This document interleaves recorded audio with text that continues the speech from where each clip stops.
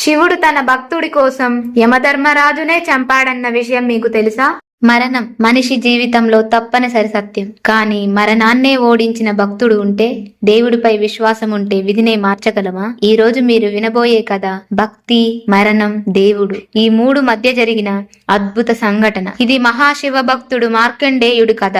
పూర్వం మృకండ మహర్షి, ఆయన భార్య మారుద్వతి వారి జీవితం ఒక బాధతో నిండిపోయింది. వారికి సంతానం లేదు. రోజు పరమేశ్వరుణ్ణి ప్రార్థిస్తారు. వారి భక్తికి ప్రసన్నమైన శివుడు ప్రత్యక్షమయ్యాడు.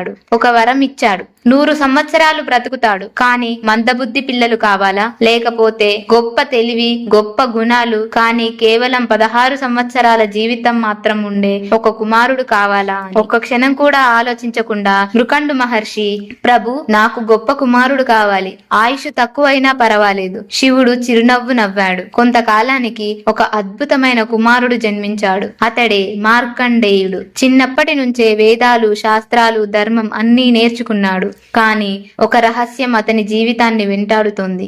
అతని జీవితం కేవలం 16 సంవత్సరాలు మాత్రమే. మార్కండేయుడు పెద్దవాడయ్యే కొద్దీ తల్లిదండ్రుల కళ్ళలో బాధ కనిపించింది. ఒక రోజు అడిగాడు, నాన్న, అమ్మ, మీరు ఎందుకు బాధపడుతున్నారు? ఆ రోజు అతని జీవిత సత్యం తెలిసింది. కానీ అతడు ఏడవలేదు. అతను భయపడలేదు. అతను చెప్పిన మాట ఒక్కటే, నేను శివుడిని ప్రార్థిస్తాను.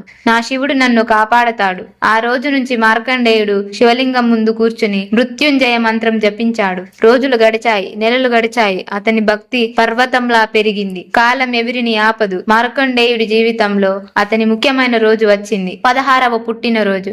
ఆ రోజు ఆకాశం నిశ్శబ్దంగా మారింది. గాలి ఆగిపోయింది. యమధర్మరాజు వచ్చాడు. యముడన్నాడు, మార్కండేయ, నీ జీవిత సమయం పూర్తయింది. నాతో రావాలి. కానీ మార్కండేయుడు భయపడలేదు. అతను పరిగెత్తి శివలింగాన్ని కౌగిలించుకున్నాడు.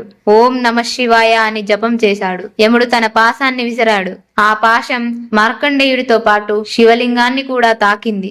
అదే క్షణం ప్రపంచం మొత్తం కంపించింది. శివలింగం చీలింది. లోపల నుంచి మహాదేవుడు ప్రత్యక్షమయ్యాడు. శివుడి కళ్ళల్లో అగ్ని. తన భక్తుడిని కాపాడడానికి యముడిని అడ్డుకున్నాడు. శివుడన్నాడు, నా భక్తుడిని తాకే హక్కు నీకు లేదు. మార్కండేయుడి భక్తిని ఆనందించిన శివుడు ఒక మహావరం ఇచ్చాడు. మార్కండేయ, నీవు చిరంజీవి. ఎప్పటికీ 16 సంవత్సరాల వయసులోనే ఉంటావు. దేవతల కోరికతో శివుడు యముడికి తిరిగి జీవితం ఇచ్చాడు. అలా మార్కండేయుడు మరణాన్ని జయించాడు. ఈ కథ మనకు చెప్పేది ఒక్కటే, భక్తి ఉంటే భయం ఉండదు. దేవుడిపై నమ్మకం ఉంటే విధి కూడా మారుతుంది. అందుకే శివుడు మహామృత్యుంజయుడు.